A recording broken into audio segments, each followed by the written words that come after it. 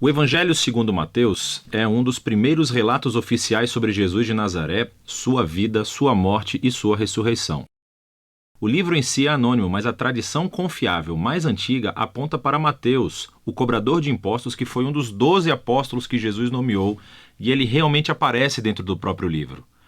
Por cerca de 30 a 40 anos, os apóstolos ensinaram oralmente e transmitiram seus relatos de testemunho sobre Jesus, assim como seus ensinamentos que haviam memorizado. E Mateus reuniu e organizou tudo isso nessa incrível tapeçaria e criou o livro para destacar certos temas sobre Jesus. Nesse vídeo, vamos cobrir a primeira metade do livro. Especificamente, Mateus quer mostrar como Jesus é a continuação e o cumprimento de toda a história bíblica sobre Deus e Israel, que Jesus é o Messias da linhagem de Davi, que ele é o novo mestre com autoridade, como Moisés. Mas não só. Jesus é o Deus conosco, ou em hebraico, Emanuel. E Mateus desenhou esse livro com uma introdução e depois uma conclusão. Estes agem como uma moldura em torno de 5 seções claras aqui mesmo no centro, cada uma das quais é concluída com um longo bloco de ensinamentos de Jesus. E esse conceito é intencional e incrível. Veja como isso funciona. Os capítulos de 1 a 3 preparam o palco, vinculando a história de Jesus diretamente ao enredo da escritura do Antigo Testamento. Então Mateus abre com a genealogia de Jesus, destacando como ele é da linha messiânica do filho de Davi. E ele é filho de Abraão, o que significa que ele trará a bênção de Deus para todas as nações. Depois disso, temos a famosa história do nascimento de Jesus e como todos os eventos cumpriram as promessas proféticas do Antigo Testamento que as nações viriam e honrariam o Messias. Que o Messias nasceria em Belém, mas, mais do que isso, a concepção de Jesus pelo Espírito Santo, seu nome, Emanuel. Tudo isso trabalha em conjunto para mostrar que Jesus não é um mero humano. Ele é Deus conosco. Deus se torna humano. Então, você pode ver 2 dos principais temas de Mateus aqui na introdução. Ele é da linha de Davi, ele é Emanuel, mas Mateus também quer mostrar como Jesus é um novo Moisés. Assim como Moisés, Jesus saiu do Egito, atravessou as águas do batismo e viveu no deserto por 40 dias. E então Jesus sobe a uma montanha para entregar seu novo ensinamento. Através de tudo isso, Mateus afirma que Jesus é o prometido maior do que a figura de Moisés, que libertará Israel da escravidão. Ele vai lhes dar um novo ensinamento divino. Ele vai salvá-los de seus pecados e estabelecer uma nova aliança entre Deus e o seu povo. Esse paralelo entre Jesus e Moisés também explica por que Mateus estruturou o centro do livro da maneira que fez. Essas 5 partes principais destacam Jesus como mestre e Mateus criou um paralelo. Jesus como mestre é um paralelo aos 5 livros de Moisés. Jesus tem autoridade como o novo mestre da aliança que cumprirá a história da Torá. Na primeira sessão, capítulos 4 a 7, Jesus entra em cena anunciando a chegada do reino de Deus, e isso é realmente fundamental. O reino é, em essência, sobre a operação de resgate de Deus para todo o seu mundo, o que acontece através do Rei Jesus. Jesus veio para enfrentar o mal, especialmente o mal espiritual, e todo o seu legado de opressão demoníaca, doença e morte.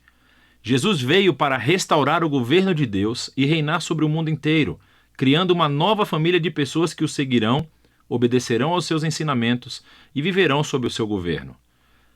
Então, depois que Jesus começa a curar pessoas e formar um movimento, uma comunidade, ele leva seus seguidores para uma montanha ou encosta.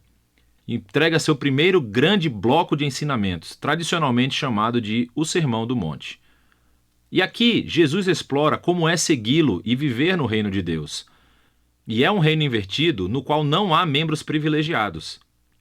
Assim, os pobres, os Zé Ninguém, os ricos, os religiosos, todos são convidados e chamados a se converter, a se arrepender e a seguir Jesus e unir-se à sua família. Jesus diz que ele não está aqui para anular os mandamentos da Torá ou do Antigo Testamento. Em vez disso, ele está aqui para cumprir tudo isso através da sua vida, através dos seus ensinamentos. Ele está aqui para transformar os corações do seu povo, para que eles possam verdadeiramente amar a Deus e amar o próximo, incluindo seus inimigos. Depois de concluir o seu grande ensinamento sobre o reino, a próxima sessão mostra Jesus trazendo o reino à realidade no dia a dia das pessoas. Então, Mateus reuniu aqui 9 histórias sobre Jesus trazendo o poder do reino de Deus para as vidas de pessoas desvirtuadas.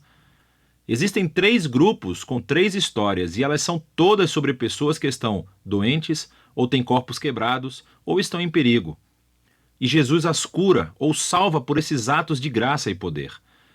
E então, bem no meio dessas tríades, encontramos 2 histórias paralelas sobre o chamado de Jesus para que as pessoas o seguissem. E aqui Mateus está enfatizando algo: que somente é possível experimentar o poder da graça de Jesus se decidir segui-lo e tornar-se seu discípulo.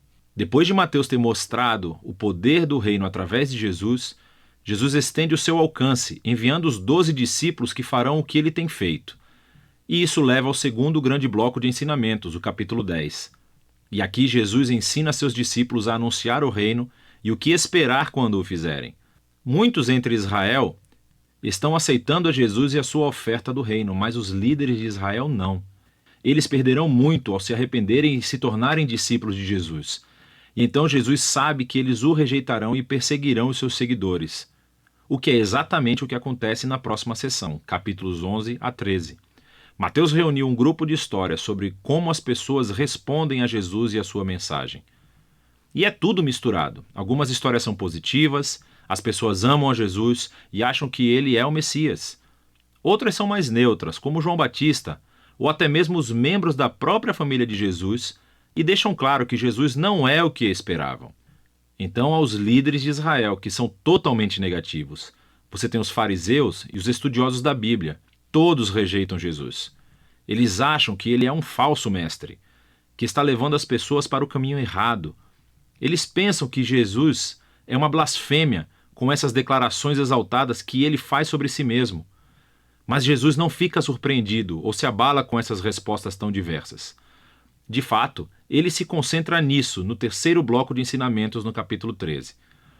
Aqui, Mateus reuniu um monte de parábolas de Jesus sobre o reino, como um fazendeiro jogando sementes em 4 tipos de solo, ou sobre um grão de mostarda, uma pérola ou um tesouro enterrado. Essas parábolas são como um comentário sobre as histórias que você acabou de ler nos capítulos 11 e 12. Algumas pessoas estão aceitando Jesus com entusiasmo. Outras o estão rejeitando, mas o reino de Deus é de valor supremo e não deixará de se espalhar apesar de todos esses obstáculos. Então, essa é a primeira metade do Evangelho segundo Mateus. Aqui estão mais algumas coisas para analisar enquanto lê esses capítulos. Lembre-se que Mateus está apresentando Jesus como a continuação e o cumprimento da história do Antigo Testamento. Então, procure como ele se entrelaça nas citações do Antigo Testamento. E o que você encontrará é que elas são colocadas em pontos estratégicos da história, explicando mais sobre Jesus e a sua identidade. Então pare, reserve um tempo para pesquisar essas referências e as leia em seu contexto do Antigo Testamento e, na maioria das vezes, você descobrirá conexões muito interessantes. Por fim, preste atenção aos tipos de pessoas que aceitam Jesus e o seguem. E você verá que na maioria das vezes são pessoas que não são importantes, não são ninguém ou não têm religião. E essas são as pessoas que são transformadas pela sua confiança ou fé em Jesus e seguem-no. E são os religiosos e os orgulhosos que são ofendidos por ele.